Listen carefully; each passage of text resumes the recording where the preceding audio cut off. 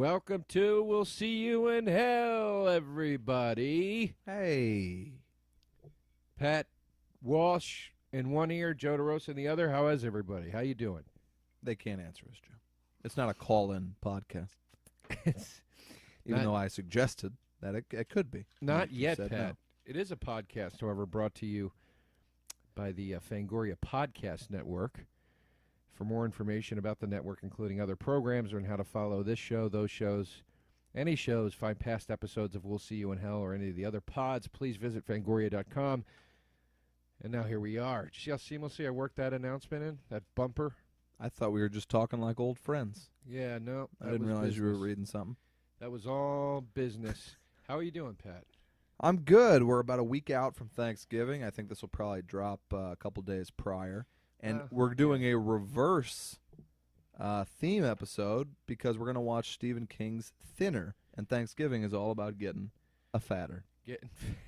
We're switching it up. We are switching it up. Now's the time to go to your Netflix box, your Roku, your Apple TV, your PS4, your Xbox One, whatever it is. If you want to watch the movie along with us, find Thinner on your Netflix. Cue it up. As soon as that first frame comes on, hit pause, and we'll count off the play in a few minutes here. In the meantime, speaking of Thanksgiving, this is not our Thanksgiving episode. I think we will probably drop a special Thanksgiving episode, I'm hoping. I guess we have to now that I said that. But I am hosting Thanksgiving, and Pat, you're coming. I'll be there. I'm making my traditional sweet potatoes, which were so delicious last year. But you don't eat them. You don't like them. I don't like them. Kind of a slap in the face to me because everybody raved about them. I like sweet potatoes. I don't like the way you did them. Oh. Not with you personally. That style of sweet potatoes I don't care for, I mean. Candied yams. Yeah, I don't like it. It's too sweet. No, everybody loved it. Well, everybody loves that, that new fucking Bieber record. Oh, yeah. That was the best thing I could reference. I couldn't think of a better No, you're right, reference. though. I haven't heard a song on it, but everybody's like, do we have to really start taking Bieber seriously? This is really fucking good. You know what? It isn't.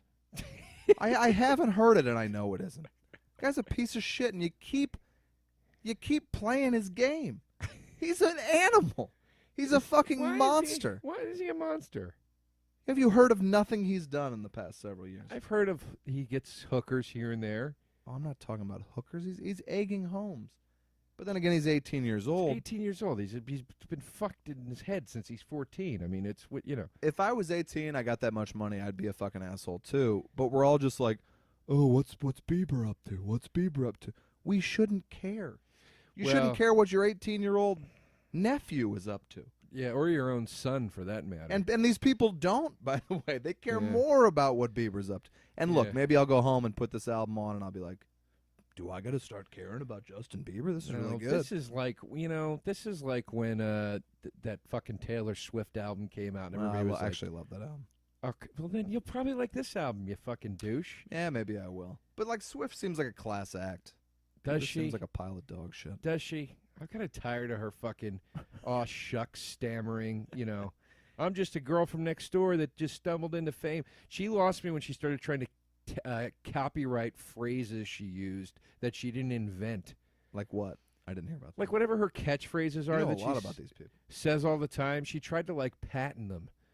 And it was like, you didn't make up the words. Like what word? One of them was literally like, it's all good or something. Oh, squad goals or whatever. I think it was squad goals. It was like shit that some of them I was like, I guess you could have that one. But there were ones where I was like, that's like a phrase that exists. Yeah. Yeah.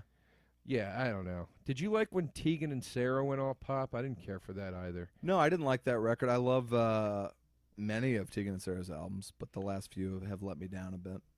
Yeah, why'd they release that pop dance record? Because they want money, and they're getting it. Ain't that the business we're in? It is. Speaking of great pop music, I actually love the new Grimes album. I don't know if you know Grimes. I don't. Her first album was fantastic. Her second album's just as good, but in a popular direction in a great way. Listen, I'm still very experimental. I'm not against pop music. No, well, obviously, don't betray me. Don't you put that tag on me. Check out the new Grimes, but I also think the new Taylor Swift album is great. Speaking of pop music, I just watched the movie Danny Collins. Pacino? Yes. Benning? Annette Bening, Bobby Cannavale, Al Pacino, Any good? Jennifer Gardner. Loved it. Loved it. Loved it. It's a perfect movie to watch with the folks. Yeah. And it's got a little edge to it still. Rated Okay. R, plenty of fucks. Okay. Some drug business in it. Okay. Is Pacino like, I need a Pacino's- joint? No, he carries a cross filled with cocaine around his neck. All right, I'll roll with that. But I love the movie. Cried in the last scene on Oh. the airplane. Okay. I really thought it was a wonderful film about family, about love, about a man finding himself. Let me give you my pick for a great airplane or HBO on demand when you're hungover movie or family parent movie. Yeah. Little movie called The Intern, starring Bobby Denise How was that? and Anne Hath. I liked it quite a bit. It's too long. It's kind of rambling, but it falls in with it. It's complicated in all those movies where Sure. I just enjoy it. Yeah, I saw It's Complicated in the theater I did with too. a I liked male friend of mine. it. Fine. And we enjoyed it. There's a great line in that movie with Alec Baldwin where he's talking about his stepson. I think the kid's name is Rodrigo Mm-hmm. or Eduardo. I think it's Eduardo. It's very important that you remember. Lake Bell plays the fiery Spanish girlfriend or whatever. Yeah. And Doesn't look Spanish. and she's but then he says Glenn, I was almost said Glenn Close. What's her name? Meryl Streep. Straight. The other Glenn Close. Yeah. Meryl Streep asks him about food because she cooks and bakes, Uh-huh. and then he goes, "Unfortunately, Rodrigo picks most of our meals, and he has a very limited palate." Yeah. That's reasonably funny. It's a funny joke. Let's get into Thinner, man. What do you say? Okay. Speaking of food, all right. You should see a couple Paramount stars starting to swoop in. Yeah, we'll count 1, 2, 3, then say play. On play, you play it. 1, 2, 3, play. Wait a second. Pause it. It didn't go. Why didn't it go? Because you're still on the subtitles thing. We're watching it with subtitles, so we can just hear what they're saying. Shit. Via Oh wait, I know what words. to do. 1, 2, 3, play. Nope, didn't go again. Oh God. Well, what the hell is wrong with this? All right, guys, ready? 1, 2, 3, play. Okay, it still didn't go. Hold on a second. Listen. Wow. Just get back to that. All right, first go back to second. the beginning. You should be 2 seconds in at most. You got it paused, and now we're gonna go 1. Oh, wait a 2. second. Give him a chance to rewind it back. This is brutal. This is just brutal. This is the stuff people like. This is the real stuff. If this is the first one people are listening to, they're never coming back. Well, hey, we don't want you then. Yeah, that's true. Scram. Okay, ready? 1, 2, 3, play. There we go. Now we're rolling. I don't know if the subtitles are going to be on, Pat. The reason we were having problems is because Pat wants to have subtitles on. Because we talk through the movie and we wanted to be able to see what was being said. Pretty reasonable. In case we weren't listening. And I couldn't get it off of the subtitle thing. I saw Thinner for the first time, probably 15. My friends and I always thought the preview was hilarious when the old gypsy goes, Thinner. My friend Jim, who we've mentioned quite a few times in this Yeah. podcast, used to always say that when we were in high school. Yeah. I got to tell you, I would love somebody to curse me thinner. Not have to do any work. Wow. And then, you cut it off at a reasonable time. Gypsies are usually pretty cool about cutting off a curse when you ask them nicely, as we'll learn. Now, right off the bat, I'm excited. Your boy Tom Holland made this movie. Why is he my boy? Tom Holland is a director. Can you not? Are you unfamiliar with anything Tom Holland has done? I thought Tom Holland did like Larry Sanders Show and stuff like that, or am I crazy? The Larry Sanders Show. I thought he was a TV director, but maybe I'm wrong. Malcolm in the Middle? Are we talking about the same Tom Holland? I think you're thinking about Savage Steve Holland, who directed Better Off Dead. Right? No. Who is Savage Steve Holland? I just said he did Better Off Dead. That's the guy's real name. Savage Steve Holland. Savage Steve Holland. Was he a wrestler before he directed No, films? he did One Crazy Summer, Better Off Dead, a few others. All like a very heightened comedy style. And they would actually put the word savage. Look, yes. Like On Macho the- Man Randy. That's insane, man. Uh, That's fucking insane. who was Tom Holland? Tom Holland directed, I believe, Fright Night. Oh, yeah, that's true. That's correct. I like Fright Night, and I There's- actually kind of like the remake of Fright There's Night. also an English actor named Tom Holland. Is that the kid that's playing Spider-Man? Yeah, it is. Oh. The actor named, I'm so glad they're rebooting that again. are you? Fuck no. You and I saw that second Spider-Man. It's a train wreck. Terrible. I Yeah. sat next to the OG Spider-Man, Tobey Maguire, at a Mexican restaurant the other night. Did you talk to him about Spider-Man? No, I didn't. It was him and his wife, who, I gotta say, I guess this is pretty commented on. Not a traditional Hollywood-type lady. Like, I think she's like his high school sweetheart. Like, he fucked everyone in the world. Good. He was in the DiCaprio Pussy Posse, where they fucked everything that moved. And then I guess he just called his high school sweetheart and was like, hey, I got it out of my system. You want to come back? Well, that's why I was sad to hear these Matt Damon divorce rumors swirling, because he's married to Really? like his high school sweetheart. Are they swirling? Joe, you're right out of the pages of an Us Weekly this week. You go to the grocery store or That's something? where I saw it in the grocery store. Oh, It was on the okay. cover or something. But I mean, Ru- I find Joe it, just said, Matt Damon divorce rumors are swirling. I find that the gossip rags are often true. All right. It often comes true. Look at Sheen, Charlie Oh, Sheen. God, They that's were a sad saying story. that it is sad, but Speaking of thinner, oh come on, all right, I didn't feel great about it, but it's right there.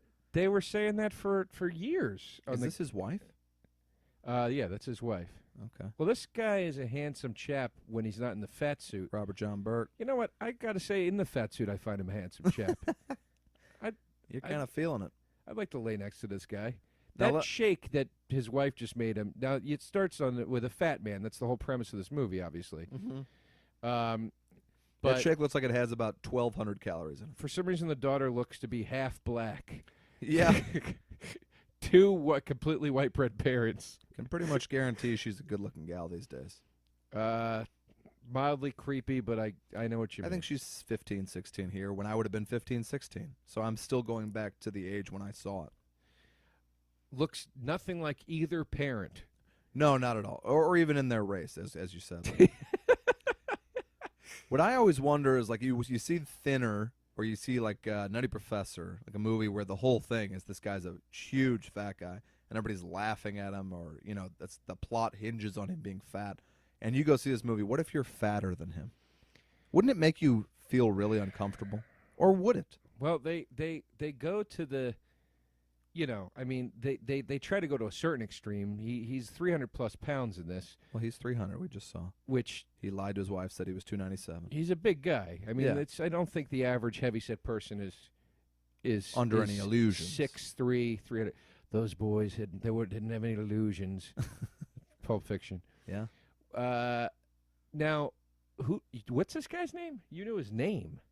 Robert John Burke, I believe is his name. Robert John Burke. This is Joe Mantegna, of course, Fat Tony from The Yeah. Simpsons. What is Robert John Burke also in? This is the only thing I've ever seen him in. He's in kind of a lot of shit. It's mostly like TV kind of stuff, you know? I think he's in, like, you know, Chicago, Hope. Fire, Dentist, one of those. I think he's a terrific Chicago actor. Mercy. I like him. This greaseball. That's a slur, I believe. Oh shit, is it? I think it's a slur. I didn't even mean Italian. I mean, he looks greasy. Well, it is a trial for mobsters. Oh, is it? Well, look, yeah. You just saw Joe Mantegna. What else is going on? I thought he was an attorney. No, he plays a mob boss in this. Okay, so clearly I don't When remember. has Joe Thinner. Mantegna ever not played Yeah, a that's a good mob point. guy of some kind? I don't think I've ever seen him play anything else. It's a good point. House of Cards, great Joe Mantegna film. I love House Cards. David Yeah. Mamet. Yeah, Joe Mantegna was the original Ricky Roma on Broadway. he's terrific. He has a story about opening night. Couldn't The go wrong. actor's curse or whatever it's called. Mm-hmm. Forgot all his lines on stage opening night. Oh, Jesus. Went blank. It's a lot of lines, too. I mean, I think he recalled them, but he had a Yeah. moment of going severely blank. Now, Joe, do you think the same gypsy who By the way, made this guy this thinner is put the- the actor's curse on him? hold on a second. Let me finish my I- goddamn joke. I got the joke, but we're going to miss this. Pat just in the last scene goes, I didn't even know they were Italian. It cuts now to a scene of them on a speedboat with a gray-haired woman serving them food. Serving them not just food. It's like a giant spaghetti meatballs. Clinking red wine glasses. Stogies. Yeah, toasting wine on a speedboat. All right, now I understand. I think I have both read Thinner and seen Thinner, and I did not remember any mafia element at all. I never read the book. I always wondered if this was in the book. Thinner follows the book pretty carefully, but I remember the book just being a much better version. Written by McDowell, who also wrote Beetlejuice, or co-wrote Beetlejuice. The screenplay, not the book. Oh, yeah, the book was written by Stevie King. Yeah, Steve King. I watched a pretty entertaining horror movie this week on the indie side called We Are Still Here. And it was a horror movie that came out, I believe, this year, 2015. And if you're a horror fan, I urge you to check it out. It's short, it's fun, it's scary, and it's like a creepy, like, Maine haunted house kind of movie. Okay. But like, it goes insanely gory, which those movies never are. I love it. And it wound up being a good mix. It was really fun. Where'd you see it? I rented it, Netflix. I still get the red envelopes. I'd love to. You're still doing hard disc.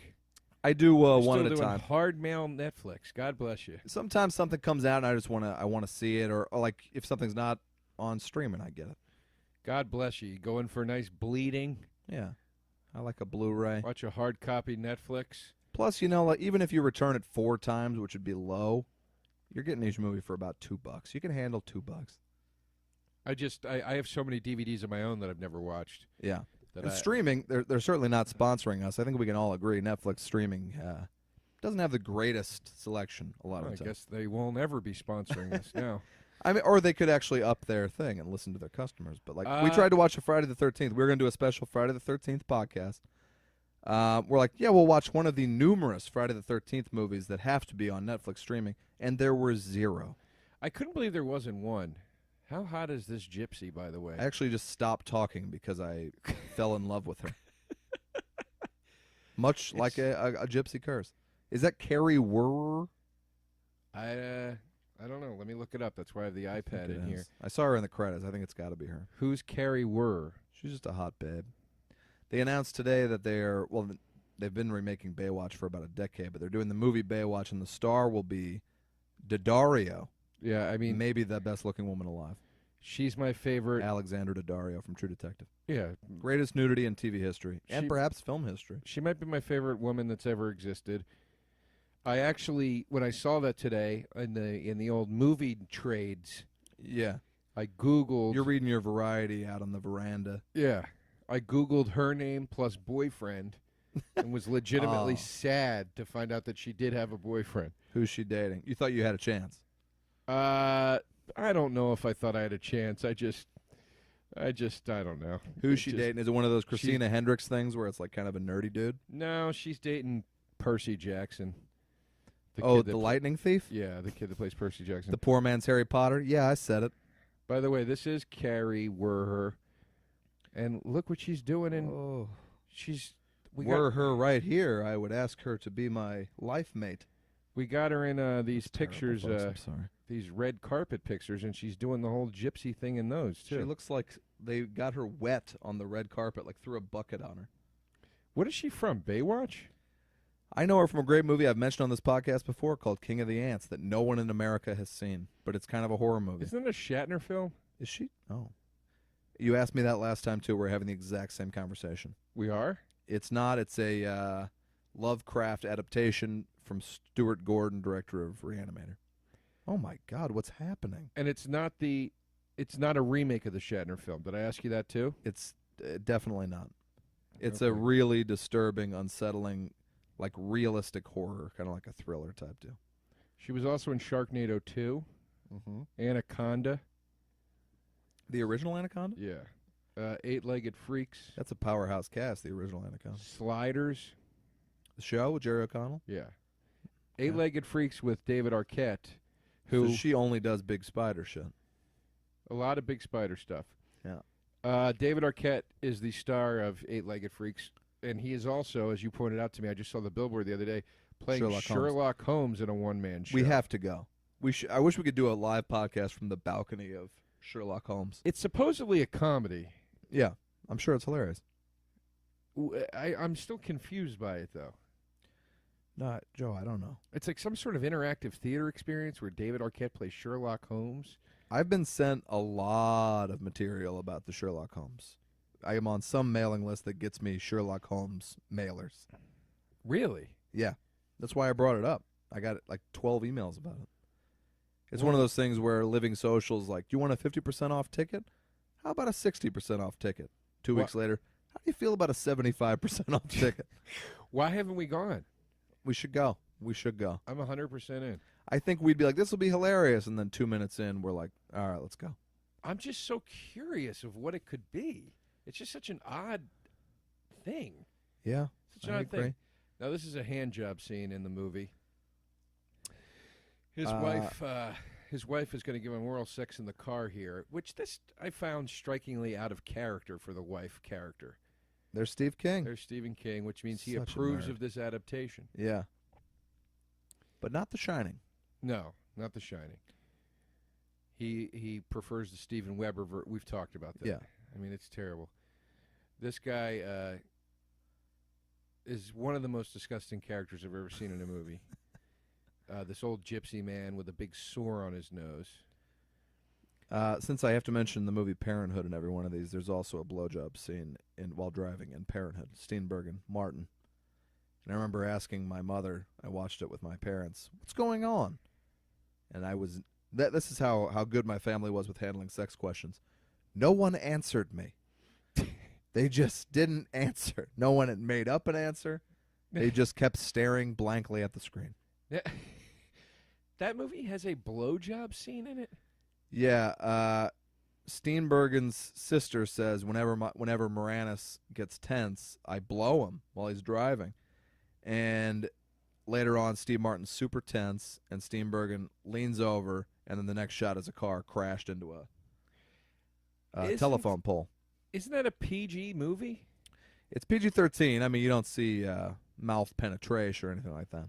Oh, really? You don't see full penetration? No, you don't see her just like slurping and sucking. They handle this pretty gruesomely, realistically. Yeah. I like it. Yeah, me too.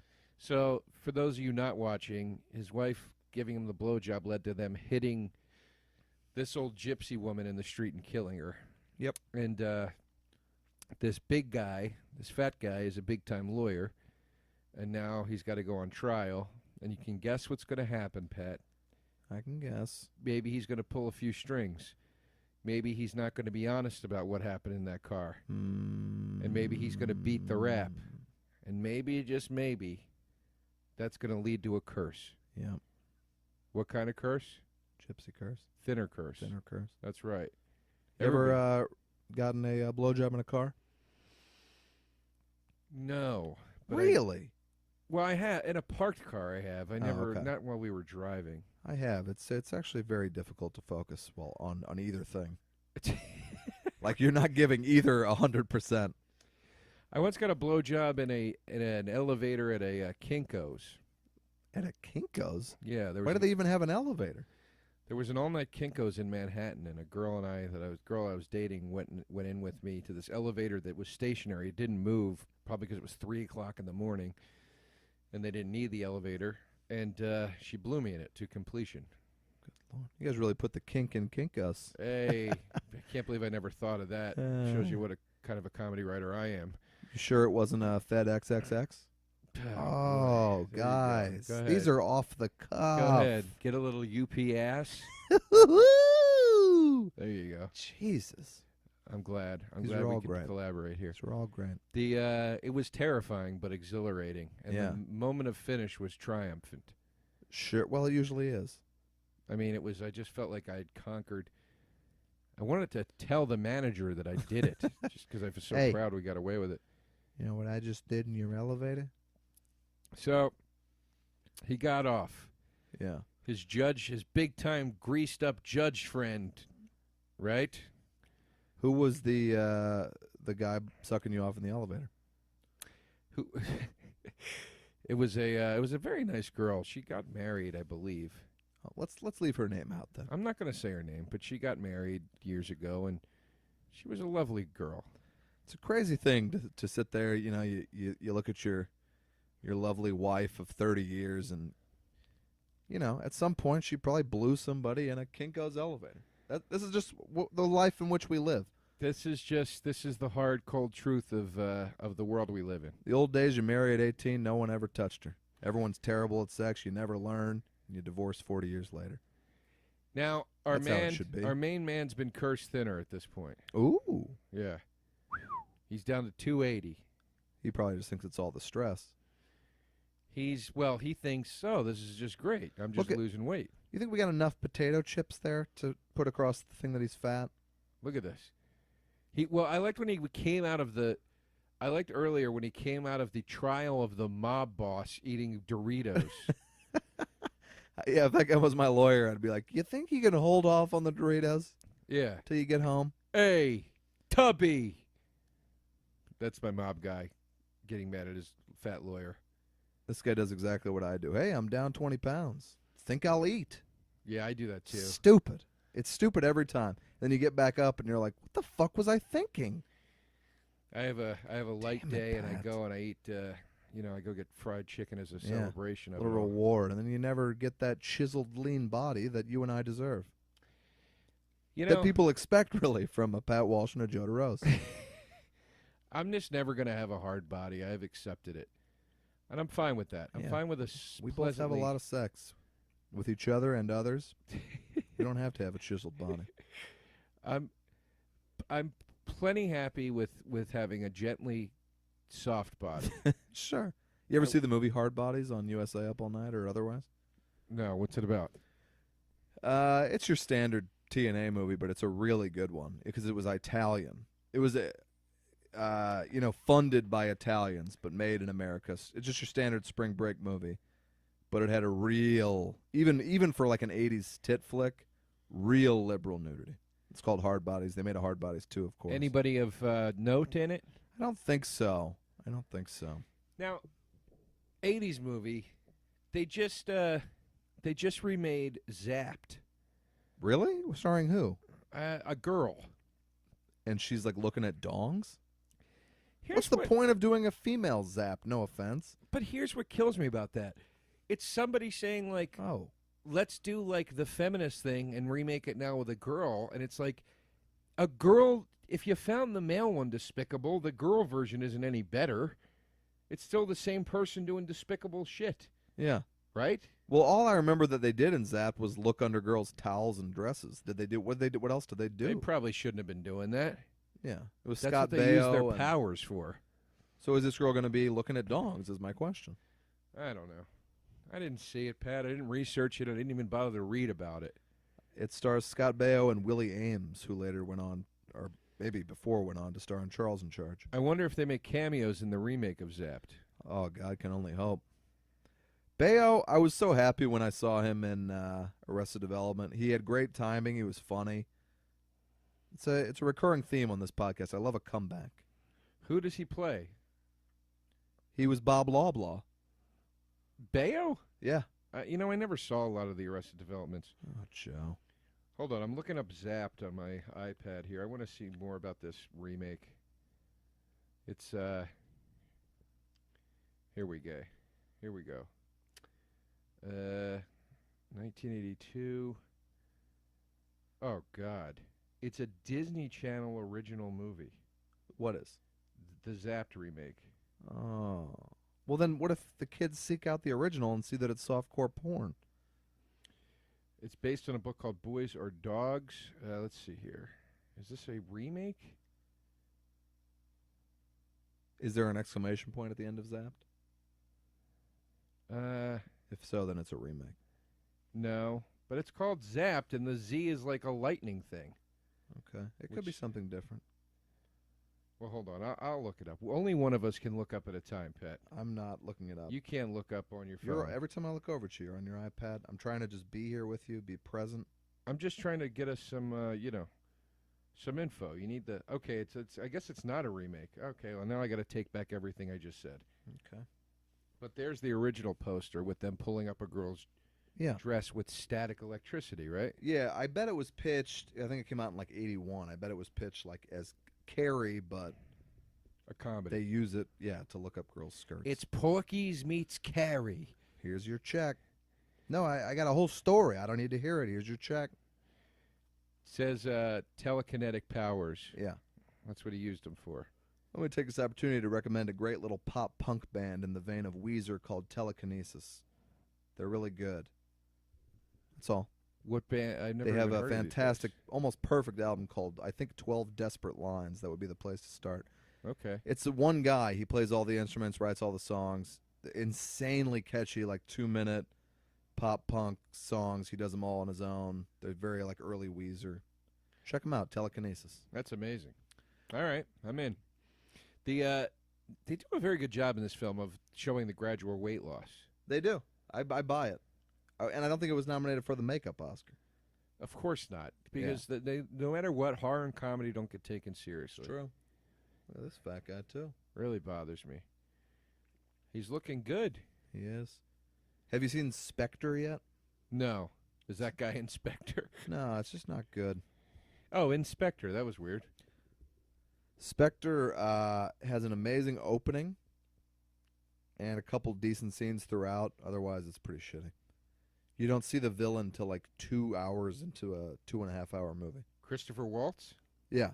At some point, you're like, what am I following here? There's not even and then he shows up at the very end. I just don't have a big James Bond interest. I never have.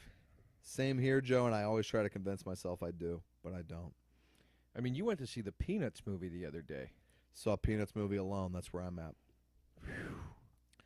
But I always loved Peanuts. Oh, my God. It was really not a good movie. Of course it wasn't. It was a CGI Peanuts movie. Yeah. What the hell did you think was going to happen? But then they also, like, will superimpose the black and white comic strips next to the CGI action. Like, Yeah. somebody thought that was a cool idea, or else Charles Schultz Beyond the Grave was like, you have to do this. Well, I think that is kind of a cool idea. That was the only part that sounded kind of neat. When they do it once, you're like, oh, that's cool. And then by the end, you're like, stop taking me out of the story by imposing drawings on it. Not that I was into the story, because there wasn't really a story. But. This was a misstep, by the way, on the prop department's part. He had corn on his plate already, and he points for another piece of corn. Why would you do that? You can't eat 2 things of corn?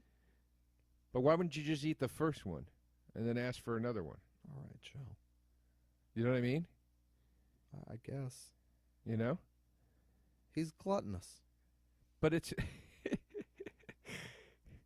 He's... I always like that part. He pulls a piece of meat off his lap and then eats it. Did you see that? I've done it. But it was like a nice long piece. It really worked. Look at this. Here's his dessert. All right. Not that you and I have a great deal of self-control. What do you eat if you have a week where you know you can just do whatever you want? I don't know. I mean, I kind of eat whatever I want all the time. Yeah. I don't. I probably shouldn't be doing which that. doesn't show, but I really do try to regiment myself. I have a salad every fucking day for lunch. I have a juice every fucking day for breakfast. But I slip up. Well, what do you have for dinner? I tend to not eat dinner. But, you know, on the when the weekend comes around, you know, people are like, let's go do this, let's go do that. You go get some drinks, you do this, you do that. What I is don't know. your I have terrible genes. I do my best. What is your biggest guilt meal? Yeah, I don't know that I have one thing. I think if I could eat anything, it would be like a sheet cake from Ralph's. But I don't do that. So, but you're big on like, let's go over to the grocery store and get a piece of cake. Wait a second. Slow down this conversation. Let's back it up just a bit. I've never purchased a sheet cake and eaten it. I'm saying that's what I would eat if I had the thinner curse. You're saying you'd eat a whole sheet cake. If I had the thinner curse and could eat whatever I want, my first move would probably be something in the sheet cake family. What? And definitely not like the stupid Cool Whip frosting, but the good like. Although Like a red velvet with like a cheese. Definitely not red velvet cream either. cheese. Yeah. Okay. I'm talking about like a child's birthday party sheet cake, which you get like in an office when somebody has a birthday. That's gross. I can't believe that's the cake. I love a cake, but I can't believe that's the cake you'd go for. I'd go for like a double chocolate. No, I have no interest in that. But now, if somebody brings in one of those with like the icing flowers or whatever, like we had at my house for my birthday party, I get 1 spoon of that icing and I want to just go into a coma and die. I think it's disgusting. It just tastes like sugar. It is, but like, certainly when I was a kid, I was like, how do I get my hands on some of these? To me, nothing beats a Duncan Hines chocolate cake. Yeah. Or a Betty Crocker chocolate cake, and with the pancake, and then you put the chocolate frosting on it. It just sounds very boring to me. Oh, it's so good, man. It's so good. No, my biggest Achilles heel is the old, like fried chicken, Sure. ribs, which actually, Sure. I got to be honest, I think has helped me in some way weight-wise over the years, because it's not good for you, obviously, food, but it's not sugar heavy. Yeah, that's true.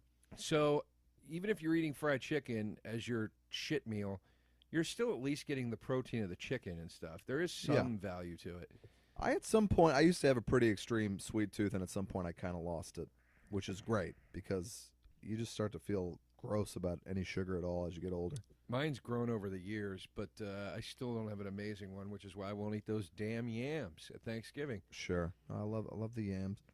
I would go, like, restaurant-wise, I think I could shithouse, like, some pizza maybe would be good. I'd love to have this curse, is what I'm saying. I don't think you would, Pat. He gets frighteningly thin. I don't remember how it ends. I don't want you to tell me. And it's my hat's off to the actor, because he really does get kind of skinny in this. Yeah. Now, he doesn't get McConaughey skinny, but he gets skinny. Now, do you think they did Castaway style where he went away and lost the weight, or do you think he played the whole movie rail thin and just they kept adding makeup to him throughout? It's probably smarter to take 6 weeks off production. That's hard on a crew. Like, is he this entire time, is he rail thin and they just keep taking makeup away? Right. Or is he normal and then once they need him to lose weight, he went away for 4 weeks and lost a ton of weight? I don't know. That's a good question. I always wonder how they do that. There's that one episode of It's Always Sunny called How Mac Got Fat. Right. And it starts with him fat. The wraparound is him fat in confession. Yeah. And then the story is when he's in shape. And I was always like, how did they do that? They just thought of that ahead of time, basically, and shot the scenes ahead of time. Yeah, but I was like, what if he failed in getting fat? Yeah, well, then they wasted that time and energy. I think he knew that's what I want to do for this entire season. But what if he wasn't able to do it? Everybody's able to get fat. I don't think it's as easy for some people. Yeah. And he's a pretty in shape fella. It is super genetic. It's really shitty. This part's scary, where he's at the judge's house here, and he's talking to the wife, and he's saying, "I haven't seen the judge. Where is he?" And this is where you find out that the judge was cursed lizard. They cursed him lizard? Yeah, and he became a lizard? He's growing. She's talking about. Remember, the judge had that like scaly thing on his chest. Yes. She's telling him like that turned into like scales. What did the old gyp say to you? Is that what he just said? That's what she said. That's a slur, isn't it? I didn't know anyone ever said gyp in that context, like it's short for gypsy. Yeah, that's why somebody goes, "You gypped me." I know that you're not supposed to say that anymore. No, I know, but I'm saying that's what that is. But how can it be a slur if, like, you've never encountered a gypsy in your entire life? Well, who's it offending? Gypsies are real people. It's of Greek origin, is it not? I guess. But it's not a Greek slur. It's a slur against gypsies. What's that? It's not a slur against Greeks. It's against gypsies. Well, I'm just saying, like, if somebody was like, "Hey, that's a slur against leprechauns," I'd be like, "Yeah, I've never met a leprechaun, so who cares?" I think it's more like how Sicily is part of Italy. Okay. And you're Sicilian. If you insult a Sicilian, you're still insulting Italians. Maybe something like that. Does that make sense? Yeah, I guess. I didn't realize you worked for the Gypsy Coalition, Joe. I'm just asking. I love he calls the mob boss and goes, "Do you believe gypsies can curse people?" This sort of shit in movies, like two gorgeous girls staring longingly at Joe Montana. Well, And we just believe this shit. He's a mob boss. And the girls want to be with a mob? Well, I guess I want to be with Tony Soprano. I mean, yeah, it's the green that gets him wet, Pat. All right. You know what they say, where there's fresh green, there's dew Oh, Jesus. on the flowers. I've heard grass in the field play ball. I've never heard the other one. That's something my Nana told me when I was very young. She told you the green dew No, thing? I'm Oh, kidding. okay. Jesus Christ, Pat, I'm kidding. I don't know your Nana. She could be a freak. This guy's losing weight at rapid speeds, and his wife is still not concerned. There's still no part of her that's like, I think you might be sick. Why don't they do the scene where he's like, let's bone down. I'm all thin now. Like they did that in The Clumps. He was like, I can see my dick. I think he's freaked out at this point. The man Yeah. at this point has lost about 150 pounds, and he thinks that he's got like cancer or something. Yeah. I wonder if, not that Robert John, like he's a good actor, but I wonder if they tried to go after like thousands of big actors in Hollywood and they wouldn't do the weight loss. They had to go after bigger actors than Robert John Burke for the lead in this movie. I don't know. I mean, this is Theatrical release. This type of movie didn't pull in a major star in the 80s. All right. You know, look at the other King adaptations. Pet Sematary, Yeah, true. Needful Things. That had Sydow and Ed Harris.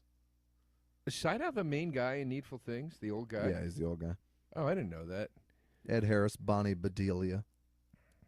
Ed Harris and Bonnie Bedelia both in, I believe, in Creepshow. Is Ed Harris?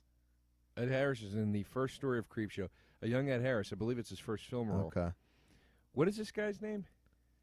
Who, the doctor? No, the actor. I want to look him up. Robert John Burke. Robert 12,000 calories a day. John Burke. And none of them are freaked out. The doctors are going, you eat over 12,000 calories a day, and you're still losing weight. It's incredible. It's like, if I was a doctor, wouldn't you be like, clearly you've got a disease that we don't have on the books yet. Yeah. Well, plus losing weight that fast is terrible for your heart. Oh, he looks good these days, man. Yeah, he kept it together.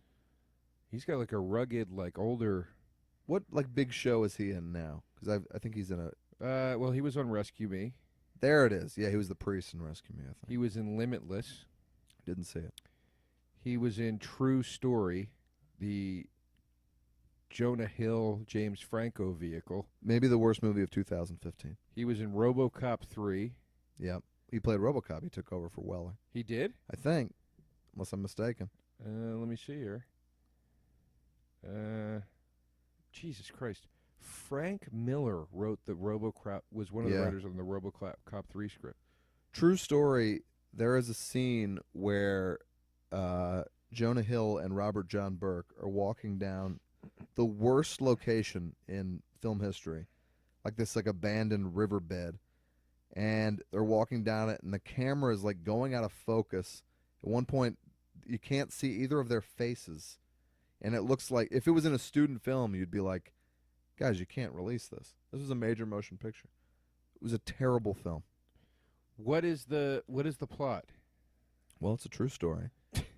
And actually, at the end, when they cut to the real guy that Jonah Hill played, it's the first time in movie history where the actor was worse looking than the person he was playing. I was like, wow, so I wonder how this pretty normal-looking guy felt about having Jonah Hill play him. Oh, that's right. Now, this is where he goes and visits the deputy that was also part of the lie, the trial, the deceitful trial. This guy's been cursed with, like, acne or something. Oh. He doesn't look good. He doesn't look good. He doesn't. That's Kruger from Seinfeld. Yes. He's got a lot of shit on his face here. Mm-hmm. And this guy's going to say, you know, the guy touched. I forget what he says. He doesn't say acne. That's not a good curse word. She is it? cursed me. Zits. Yeah, I forget. I think maybe it's boils or something. Okay. But wait a second. Back to True Story. What is the plot? True Story is a true story. The Jonah Hill character is an actual author.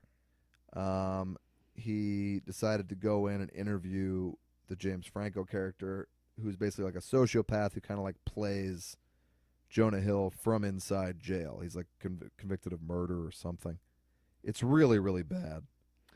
And just like badly shot. You could tell they both thought it was going to be their big Oscar shot. It's not good. What are the performances like? Jonah Hill's like really earnest. Like at every scene, he's trying not to be funny instead of acting. Is he good at it? No, and Franco isn't great in it either. I have a hard time taking Franco seriously outside of anything where he's not. Oh, there you go. There's a good look at the guy's face. Let's see what his curse is. Where he's not a stoner? Yeah, I can't. I got to tell you, I'm not a huge, serious Franco fan by any means, but one of the few movies that has made me cry, 127 Hours. I loved it very much. I'm a big Franco fan. I just like him as a goofy guy. Yeah, I agree. I had a hard time with him in Oz the Great and Powerful. I just didn't believe that he was a con man. No, the movie was terrible. Yeah, it was not Sam Raimi's best. No. Loving that new Evil Dead show. Ash versus the Evil Dead. I'm dying to see it, man. It's hilarious. The action's great. I love it. I don't have fucking stars, so I can't watch it. Yeah, the pilot is really, really good. And it's not on what's it called? Netflix. I know you can watch the pilot free online, but not the other ones. Where do you watch it online? Just Google "watch it for free" and it'll pop up. Did he say yet what he was cursed with? No. It's not good looking. It's pretty bad. It's pretty bad, right? Yeah. So everybody involved with this hit and run gets cursed? It's the three of them. Yeah. Now it's different in the book. Hold on, I'm gonna. Whoa. Now the Zit guy just killed himself. Or he popped a zit, one or the other. I'm gonna go back here because even with the subtitles on, we missed what his goddamn curse was. Hey guys, I'm also going to tell you, because I only mentioned it at the very end of one podcast, that our opening theme, written and performed by Joe DeRosa. It's a very catchy song. Thank you, Pat. That's very nice. Sure. And as always, thanks to the fans who reach out. We love your comments. I'm going to single out someone who goes by SLO Jen, who's always like almost does a commentary on the podcast through Twitter. And it makes us feel like we're being heard. It makes us feel special and happy. It is very nice, isn't it? Thank you, SLO Jen. It is very nice. Boils. So his was Duncan becomes mutated with large boils. Okay. Now, here's what I want to find. Differences from the book. Because in the book, I think it's two different curses. I don't think it's boils. I think it's something else, Pat. And I can't remember. This is the hard part about doing research and being a co-host. You know, it's... Mm-hmm. Well, no, if you had done research, you'd know all this prior to the podcast. Well, that's what research is. Why can't you do... What is he eating now? He's eating the He's just picking up a turkey carcass. Yeah. And just eating meat off of it. You ever get that's something I always find healthy. Maybe it's not as healthy as I think, but like getting a rotisserie chicken at the grocery store. I do it all the time. I do it all the time too, but what makes me so sick is obviously you're not eating the whole thing at once. The next day when the chicken has like that disgusting thick glaze on it. Mm-hmm. That's so gross to me. What is it? It's the fat congeals. Oh. It's the grease congeals. So you got to peel it off. I do. But if you heat it up, it'll go away. I mean, it just will. Yeah, but that's so sick. It is gross. It's really gross. All right, plot here. I'm in the book here, okay? Uh-huh. Old man gets the scales, and then Billy is cursed with horrifyingly extreme case of acne. Yeah. Both men eventually commit suicide. All right, I guess it doesn't look at all like acne. They made it a little more like tumorous in this movie. Yeah. Which is pretty gross. It's not. Look up real quick. What I'm going to look it up. It's my turn. I want to know what was nominated for best makeup this year. I bet it's going to be like Elizabeth or something stupid like that. They never give these movies their due. Yeah, no, this movie should have been nominated. Now, what do you think of this wife number? Do I find her attractive? Yeah. Absolutely. I think I've seen her in something also. I don't know what it is, but what is this, 96? I think it was 96. Yeah. I just was in a diner in New York. Who walks by? Chris Noth, for starters. Sure. And then the Played guy pool with him once in New York. The guy that played the bad guy in Dirty Work. Christopher McDonald. Yes. Most people would have gone Shooter McGavin, Happy Gilmore. Shooter McGavin as well, yes. This movie has a 16% on Rotten Tomatoes. That's bullshit. This is a good movie. I agree. I like this movie. I just said I agree. Well, I'm just saying I like it. I'm just saying that for myself. Yeah. Uh, All right, 1996, Thinner. The nominees were, deservedly, Nutty Professor, which won. Uh-huh. Ghosts of Mississippi, which I remember having particularly bad makeup. What the hell was the makeup in that? It was a Rob Reiner shitheel movie. What was the makeup in it, though? Just like, I think James Woods played like an old racist. Everybody aged, but the makeup was bad. As Who opposed knew to that he now would where grow he's into that part? where he's an actual old racist. And What Star the- Trek First Contact, which I guess had okay makeup. What the hell is going on with James Woods, man? Yeah, I don't know. I'm reading this stuff on Twitter. I mean, I don't care that the guy's a Republican, but Yeah. I mean, my God Almighty, he's calling people pigs, and Yeah. he's going nuts. Is he a Trump supporter? I'm sure he is. I mean, I'd bet money. I wouldn't be surprised if he was a Ben Carson supporter. Yeah. I mean, he is fucking way out, man. Yeah. Tweeted to Obama to put down the crack pipe. I didn't see that. Yeah, now he's suing some guy because some guy called him a cokehead or something. I did know that. And And you're he's- going to tell me James Woods hasn't done more coke than you or I could ever hope to see in our lives? I mean, that is Look, what I'd put the actually, I money take it back. I don't want to get sued. on. Trying to sue the guy for $10 million. Yeah. You can't do that. Look, you played Lester Diamond. People are going to assume you've done coke once or twice. I can't believe that's the guy that played Lester Diamond. Yeah. That's amazing to me. Can't believe that's the guy from John Carpenter's Vampires. Oh, I hate that movie. Terrible movie. The running joke in that is that he asks, like, what do you got, a little wood? You got a little teak? You got a little mahogany? Yeah, to a priest. He lists different kinds of wood. Yeah, it's to a priest too. Hey, Father, when I wrestled you to the ground there, did I feel that you had a little mahogany? A little redwood, little oak. I love that movie is. I didn't realize Sponsored by up until, Doritos, clearly. but I didn't realize that up until the mid to late '90s, Doritos were still in the old school bag with the clear front. Cool Ranch. When did they change it? When I am done with this Hollywood life, maybe a year and a half from now, my goal is to purchase a ranch that I will call the Cool Ranch. You didn't answer my question. What was your question? When did they switch the Doritos bag? I've never been a Doritos guy. I don't know. I miss that clear bag, man. That was so much cooler than the one. I hate the one they have now. It's like a kind of an extreme bag now. And it's been like that forever, and it Yeah. makes it so much less fun, man. Yeah. I miss the old logo. It had class at a time, you know? Now it's just cheesy. Looks like snowboarders eat it. We mentioned Rob Reiner. Last week I came over here to do the Friday the 13th, and we didn't wind up doing it. But I was telling Joe It was last a bust week. of a night, wasn't it? It really was. It was always nice to see you, though, Joe. It was nice to see you, too, but we sat down, had a drink, and then just didn't do it. Yeah. I went to a Writers Guild event. They picked the 101 funniest screenplays of all time. Number one was Annie Hall, which is not the funniest movie of all time. But I don't argue that it could be ranked the best comedy of all time. Yeah, I think they should have just said comedy screenplays. Funniest, I kind of threw me Yeah, off. that's a good point. But it was really cool, and they interviewed Abraham Zucker. They interviewed the Farrelly brothers. They had all these Writer of Was Midnight Kingpin Run. anywhere on the list? No one said Kingpin. It was not on the list. Dumb and Dumber was. Give me a break. Something About Mary was. Give me a break.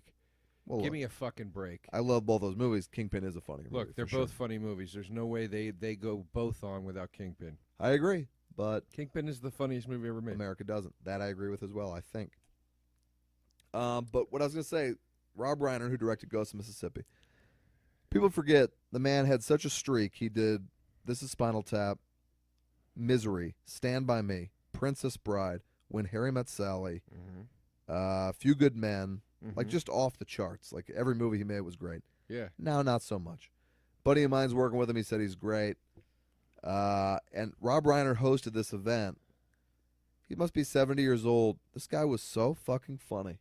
Yeah, well, he's Rob Reiner. He didn't read anything off the paper he was supposed to read. He made fun of how shitty the event was. Like he's like, "What are we doing? A PowerPoint presentation?" Then they list the movies. Like the list goes up 100 down to 1, and they keep putting them up. And he goes, "We're in one of the nicest movie theaters in America. Nobody thought to put a clip up. We're looking at yellow text on a blue screen." He just was breaking everybody's balls.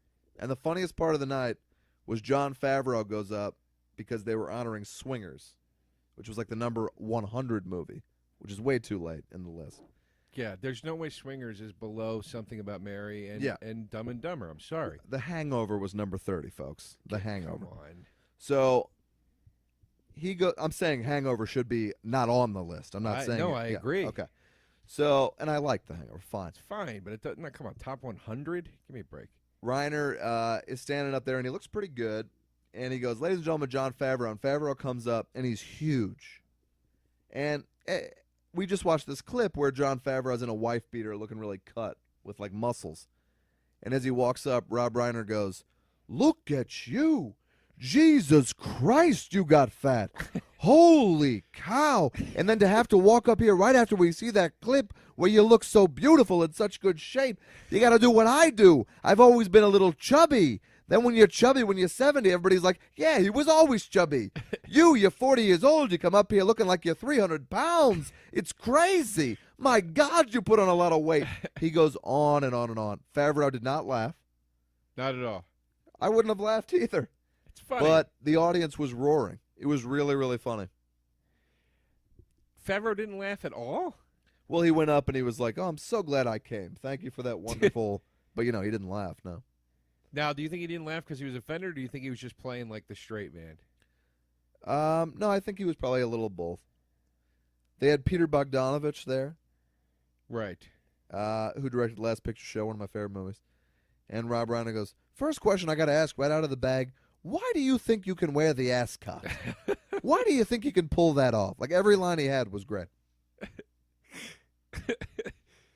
And he's killing with the audience, I assume. The audience was roaring. That's great. Bogdanovich goes, "Well, actually, it's a bandana, not an ascot." And then Rob Reiner goes, "Oh, yeah, that's much less pretentious." What's Gotta love happening it. now? This became an action movie? No, he's having a nightmare. Oh, Joe, good call. I mean, Pat, come on. I am very frequently fooled by the nightmare. So you fall for that every time. Not every time. Things start going haywire, and you go, "This movie just went off the rails." You don't stop first and go, "Maybe this is a dream sequence." If it's too ridiculous, I do. But if they're doing it as they should be doing it, then you can't tell. I mean, that was a scene of a lizard man driving into a tractor trailer, If we're watching a horror movie, being driven by a gypsy. this is a world where curses exist, Joe. All right, I'm just saying. All right. I'm just saying. Now he's been kind of the same size for too long, I feel. Has he? I mean, he went from 300 to 150 in 20 minutes, and now he's been 150 for Working an him hour. there. Now he's getting a little gaunt. All right. That's the word, right? Yeah, gaunt works. Terrible vocabulary, Pat. Have I ever told you that? Get a word of the day calendar. I've forgotten them. I can't remember the goddamn words anymore. It's a waste. You don't need it. I mean, when somebody drops like some giant word talking to me, I'm like, get over your fucking self. I don't think, oh, this person's really cool because they got this huge vocabulary. I know a lot of words. I was always really into language and shit. I'm not going to use them in conversation. And when they put them in movies, I'm never like, oh, good writing. I'm like, bad writing, because that's not how people talk. my writing job, I work with an author, and he drops some words sometimes, and not pretentiously. It's just the way he talks. And I literally, I'm like, what are you talking? You need to dumb it down a little bit. Yeah. You got to use the context clues. And he's always nice. He will explain the word and then apologize almost like, sorry. Yeah. But sorry, you're so dumb. Yeah, he'll say that. Then I'll get him against the wall and call him a nerd. Give him a wedgie. Mm-hmm. Yeah. Our man here, our main character is in pursuit of the gypsies. He's going to try to get the curse lifted. Is that what you would do? Try to get the curse lifted? If you had the curse, would you try to find the gypsies to get it lifted, or would you just be like, fuck it, this is where we're at? If I thought I was going to die, yeah, I'd try to reason with the damn gypsies, sure. I don't think they're people to be reasoned with is the problem. I mean, anyone can be reasoned with. She's a gypsy. I assume the gypsy asked him to do something for her. To get the curse reversed, probably. Well, wait till you see. All right. Wait till you see if they can be reasoned with. Because he's going to have an encounter with them, believe it or not, as you could imagine. I'm surprised they didn't go the route of him going, I wish I was thinner. You know, like was the plot of all these movies back in the day. And you mean like in Big? Yeah. So you wanted this to just be big? Yeah. No. Phone booth. That dates it. Let's look up the other cast members, see what they're up to in this. Is this podcast too low energy, people? Again, Joe, they can't answer us. They'll answer us on Twitter. Okay. What's going on in your life? Mine? Yeah. I'm just working on this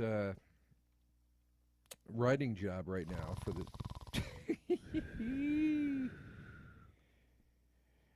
I'm working on a writing job. I'm very... That's... Holy cow. What's up? That's the daughter now. She's now 34, so she's our age. She's my age. Well, I'm a little older. She probably wants somebody closer to her age. See, exactly. Like when I said she was hot, it was okay. Oh, wow. Bethany Joy Lenz. You look fantastic. She's a member of the band Everly. I think I know that band. She's married. Oh, but divorced. What's Everly? I think they're like a pop band. Is that what she does now? Believe so.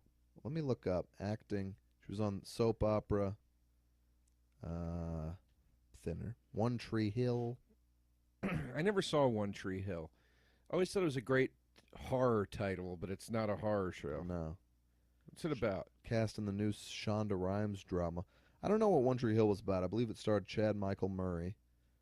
I never watched it. I watched Dawson's Creek, and that's about as far as I went. Is that part of the same family? Yeah, along with Seventh Heaven, starring convicted child molester.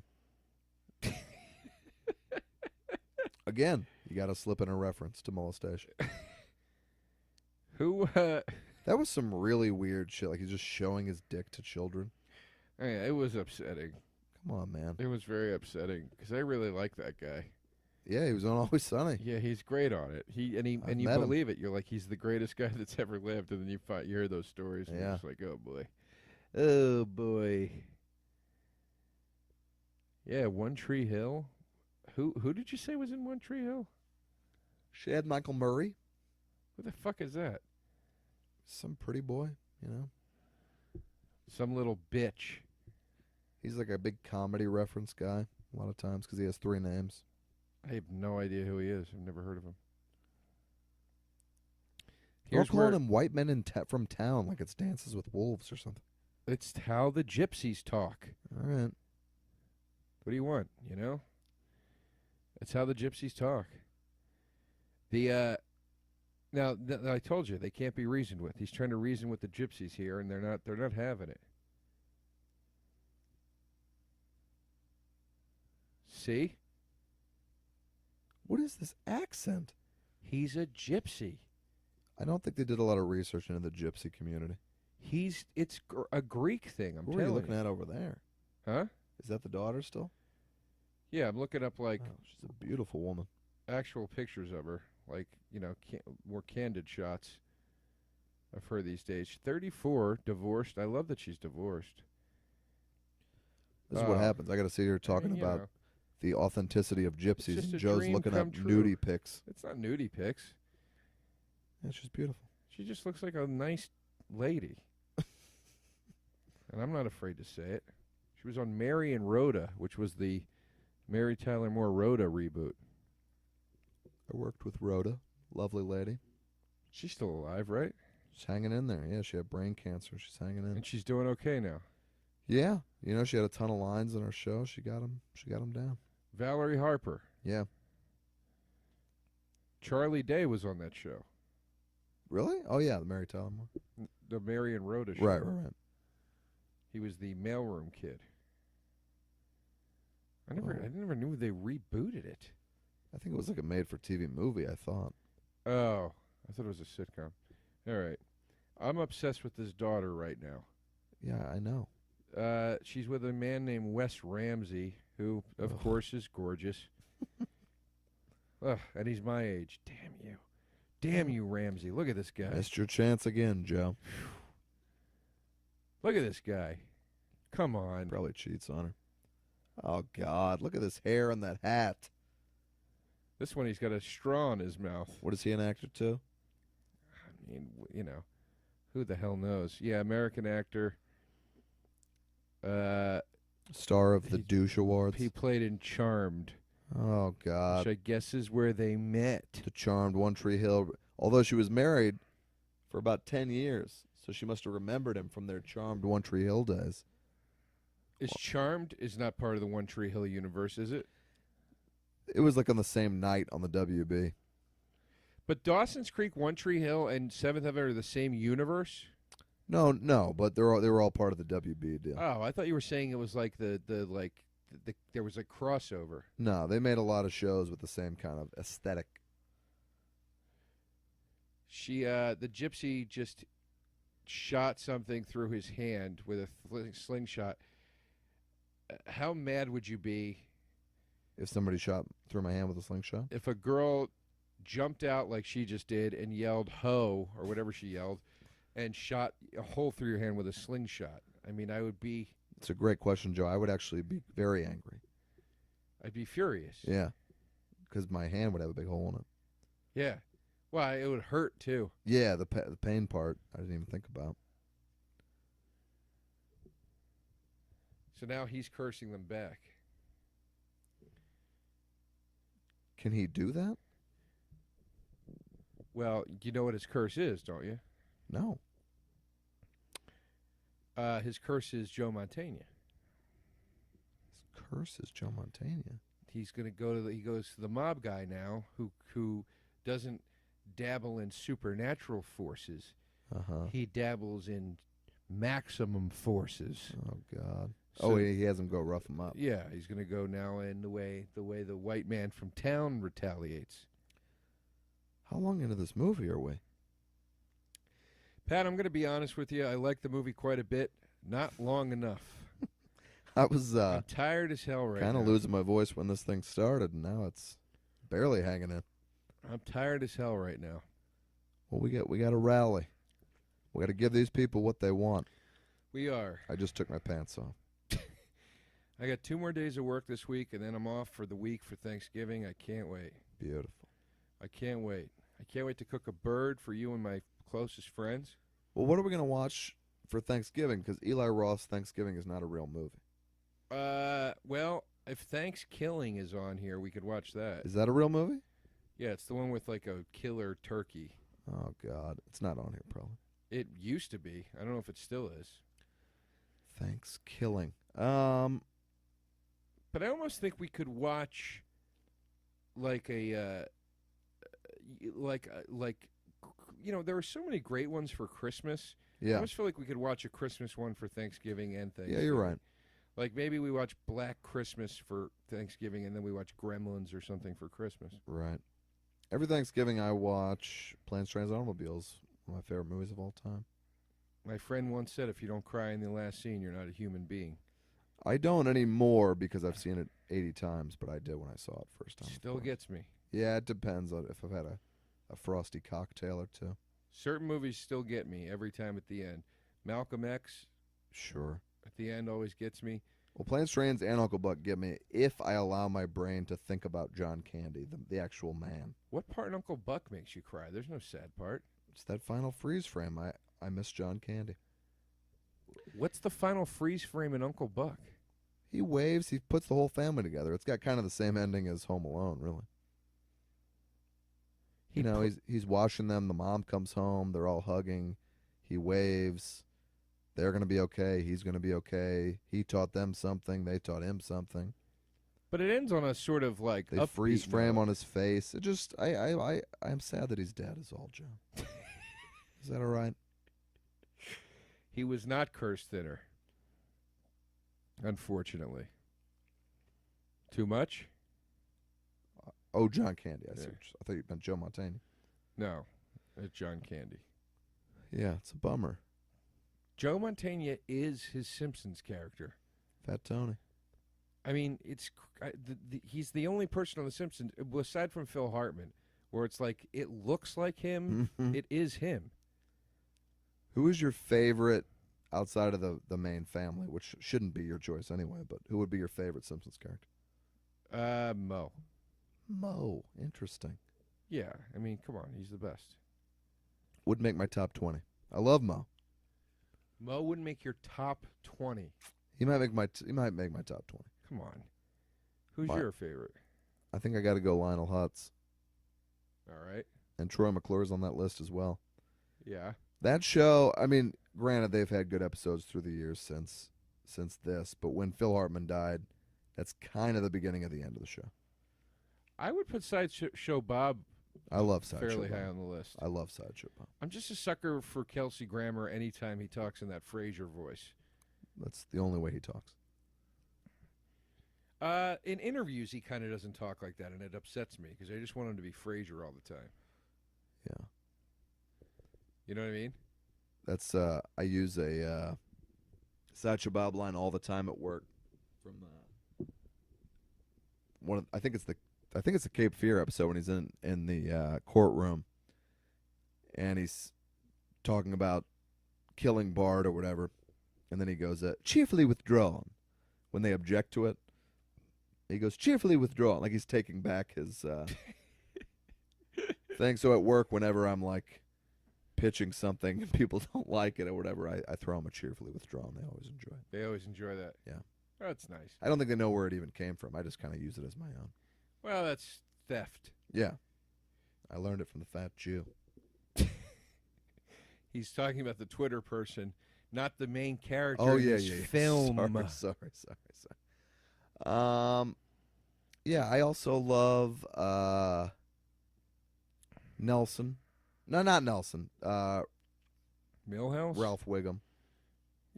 Yeah. Milhouse is hilarious. Milhouse's dad is hilarious. I like the losers in the Simpsons world. Where would you put Flanders? Flanders is funny, a little one note for me. Mr. Burns is always hilarious. Smithers is worthless. I like how you said you like the losers in the Simpsons. There are no winners in the Simpsons. Yeah, universe. that's true. That's true.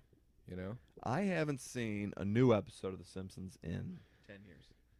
But sometimes people will be like, I watched it the other night and it was really funny. And I believe them. Never an avid watcher, but I watched a couple ones from this season on Hulu, and they were fine. They were funny. Okay. You know, they were. They had I mean, I that watched and the Seinfeld Treehouse of Horror. was my whole life for 10 years. Comedically. It's all I love them so much. What's your favorite sitcom of all time? Seinfeld for sure, but Right. Simpsons, if I'm just looking at like the 10-year block that I loved, would be very high up there. Sure. It's been on 30 years at this point. Which is nuts. Yeah. It's nuts. Remember when it came out, it was such a huge fucking scandal. George Bush was like, don't let your kids watch this. But my parents let me watch that, but not in living color, which felt a little racist. It felt racist when you just said it. Yeah. Now, you see what Joe Montaigne just did. He went and poisoned all the gypsies' dogs. Right. and put signs up that says, like, the white man from town says hi, Yeah. you know, or whatever. Very Italian way to say it. But, you know. You think this is the only movie where the mob goes up against gypsies? Yeah, you know, it's an unproduced Scorsese script that was supposed to tackle the same thing, but They're supposed to finally make that Pacino, Pesci, De Niro, Nicholson, Scorsese mob movie. they're saying they're making it. We'll see. I better do it quick before they all die. De Niro's looking good. De Niro looks Pacino's- great. I mean, Pacino Pacino looks fine. Scorsese looks good, but he's 80 and he did coke for 30 years. but he's lots not of coke. 80. He's like 75, Okay. right? I feel like he was 40 and 76. Well, this is the Think- beauty of the iPad. He's about 80. I just picked it up and saw the guy that's dating the daughter from this movie, and I hate him. Maybe coke keeps you alive. I work with Garrett Morris, who's 80. He looks 40. He did cocaine for 60 years. Yeah, Scorsese's only 73. Okay. All right. That's good. And he's, you know, he's one of those guys that, like, as long as he's directing a movie, he won't die. Yeah, that's probably true. Do you know what I mean? But he's always directing, so he's got to die on the set of a movie at some point. I think, like, I just think he's going to be like Elaine Stritch, where he finally goes, like, all right, folks, you know, I'm done. I'm going to retire. And, like, the next day he dies. Yeah. He's going to be one of those guys. He's been married like 5 times, Scorsese. Huh? He's been married like 5 times. That's what happened to Elaine Stritch. She was, you know, she lived in New York at, like, a famous, like, showbiz hotel Uh-huh. till she was, like, in her fucking, like, 80s or Yeah, 90s. I saw that documentary. Yeah. And then she's like, I'm going to move out. My family in Virginia, whatever it was. Died, like, a week later Yeah. or something like that. Yeah, you can't live in New York that long and then go to Virginia. You're going to die pretty quick. Yeah, it was kind of a bummer, man. It's sad when people like her die. You know, it's very comforting to know they're out there. Yeah. Rickles will be sad as hell. Apparently, he was on Kimmel recently, still rapid fire. All right. You But and I I were mean- supposed to see him, but you I know. bailed out. I made a mistake, Pat. But you've already seen him. I'll never see him. I saw him with Frank Sinatra. That's pretty awesome. I mean, if you think you're going to dance into my life and top that experience. Would you Yeah. rather see Don Rickles and Frank Sinatra or Don Rickles and Pat Walsh? I'm going to go with the former. All right. Sorry. However, Frank Sinatra and Pat Walsh, you might have a deal. There you go. That might be a deal. I would sing you a little Sinatra if I wasn't clinging to the last shreds of my voice right now. I mean, folks, we have to talk so long for these fucking things. It's just, Would you just have pity on us? Oh. that kid's dead. They shove a rooster in his mouth? Yeah, they paid that kid to, like, go be a lookout or something and spy on the gypsies. Something. I don't fucking know. And the gypsies knew what was up and murdered him, put a rooster in his mouth. Because he's a cocksucker? Was that the Well, joke? he was a gay prostitute. I didn't even put that together. Cocksucker. That's interesting. Thank you. Oh, that made it, like, a lot cooler, that scene. Yeah. Like, it's way creepier. This whole movie, like, you know, it's well directed, well acted. The makeup's great. The effects are great. I don't understand why it's got such a low rating. Because people just treat horror like porn, man. It bothers me. Yeah. It bothers me.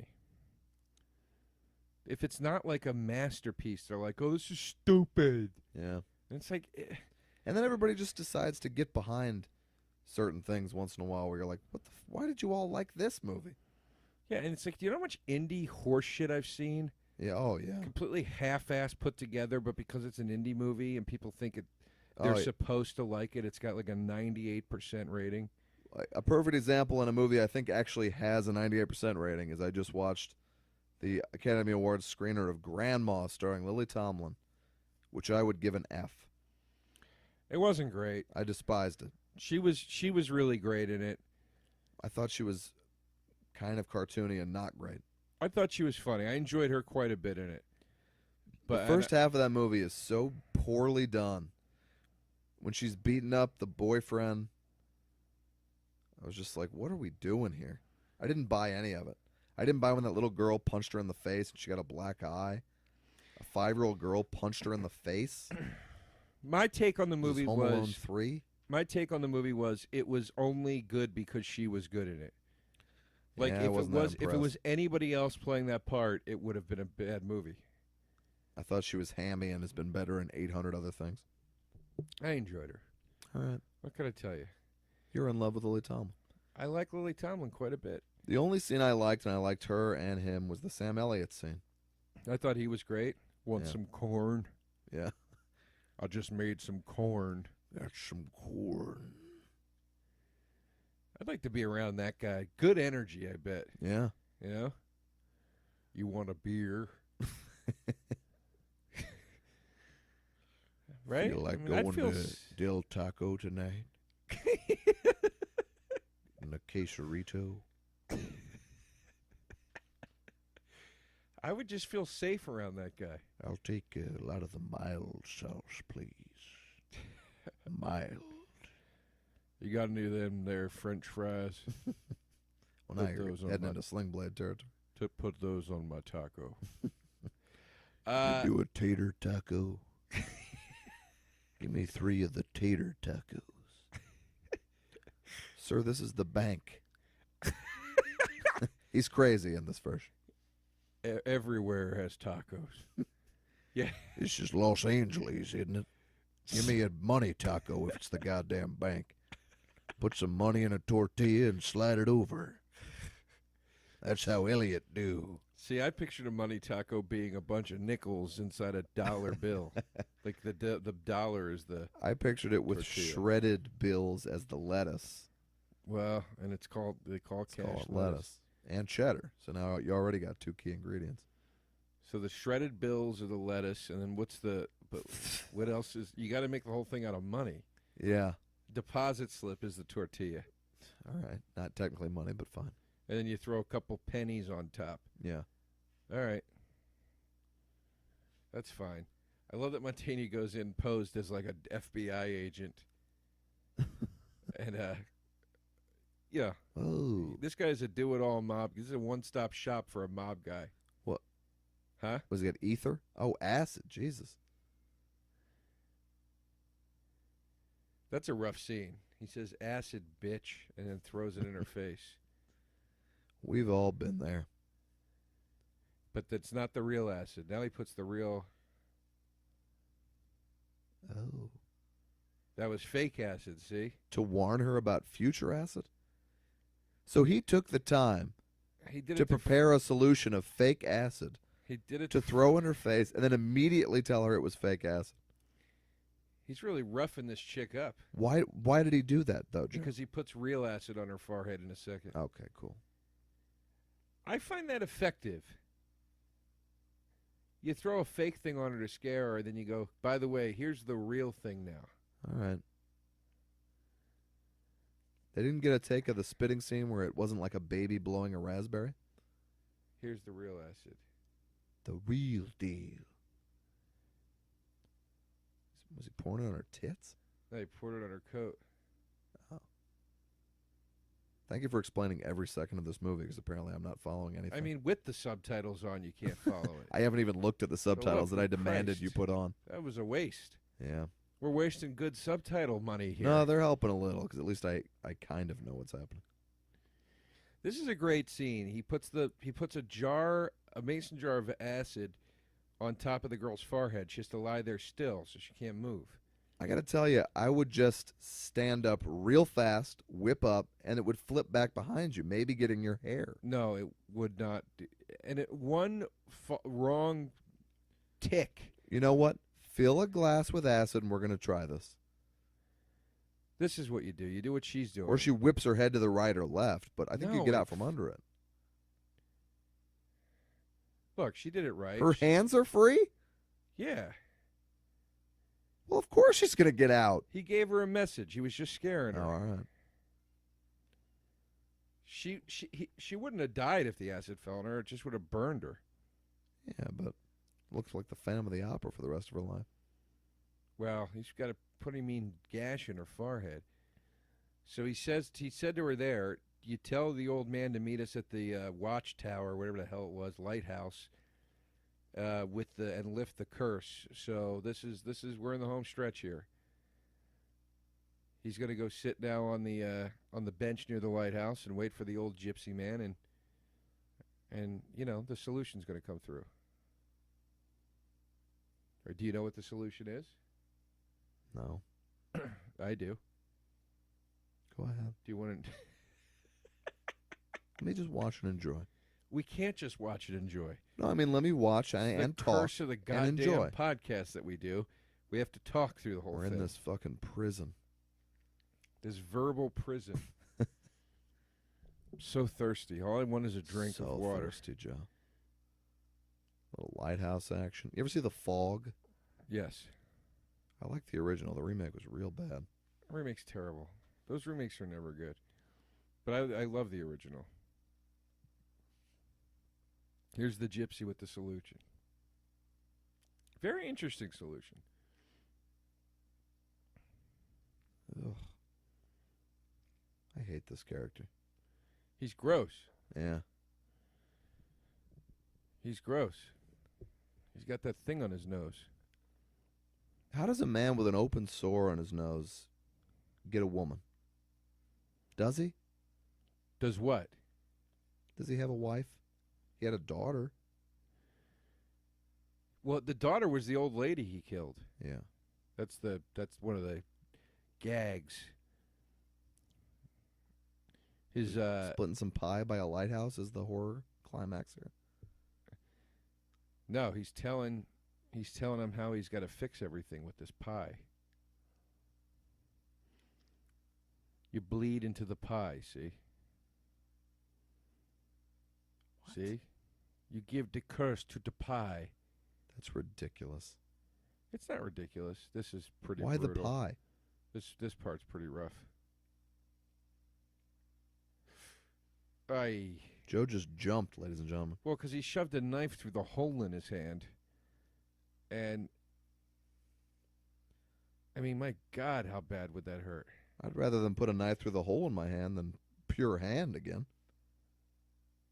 Look at that pie, taking that blood. Pie gyrating. Bubbly, bubbly gyrating. See? He puts the curse into the pie. Why the pie, Joe? Because he's got to now give the curse to somebody else. Oh, Jesus. You have a problem with this? No.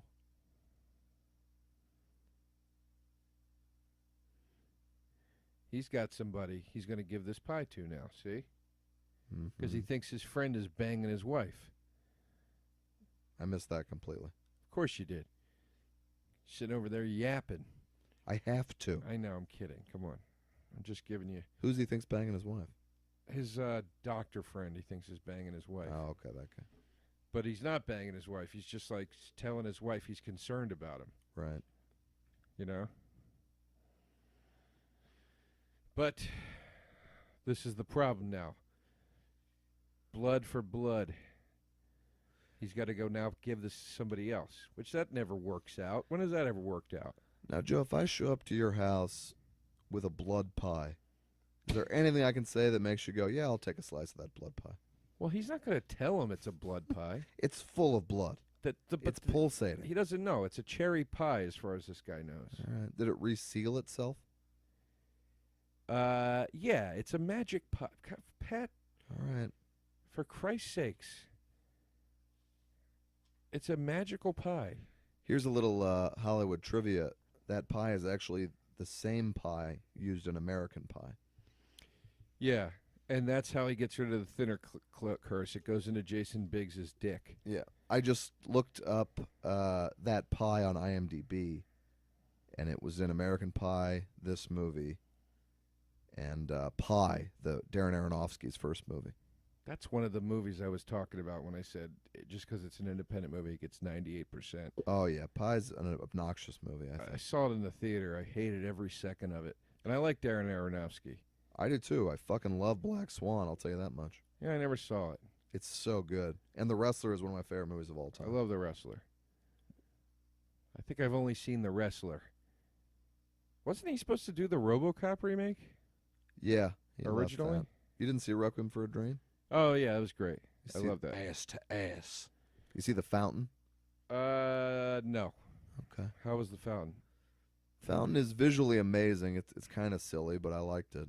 And I actually was one of the few people that liked Noah with Russell Crowe. I thought it was pretty cool. That's Aronoff. Yeah. That's the Aronoff? That one a lot of people said air enough. But not me. I said era more. And he said, I can't, it'll never be enough because I'm daring. We're really bringing out the A material. I'm so tired that I've contemplated 3 times just falling asleep on the podcast. Well, the whiskey didn't help. I didn't No. need that one whiskey. It was like a sedative. doesn't have that effect on me. Whiskey in particular jolts me up. Pat's been drinking oddly every week when we do this, or every other week when we do this.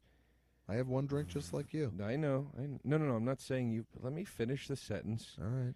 I'm not saying you've been drinking every time. I'm saying it's odd what you've been drinking every time. I bring a diet cream Diet soda cream from work, soda. and I mix it with a little vodka. It's a delicious drink. It seems disgusting to me. Yeah, it's like a, creamsicle or something. It's really good. I hate cream soda. Love cream soda. Diet cream is much better. It doesn't have that. Oh, that's sugariness. right. He gives the pie to his wife. He doesn't give it to the guy that he thinks is banging her. Oh, jeez. It's pretty rough. Because he thinks his wife, because he blames her for everything. She Because blew him. because she had to suck my dick. Yeah, she blew him. He crashed the car. This is the first wife in history who got in trouble for doing a blowjob, okay? Jesus. Well, and then he really resented her that she didn't believe him, and then he believed that she was having an affair. So, look, he's going to die with a dirty soul, as the gypsy warned him.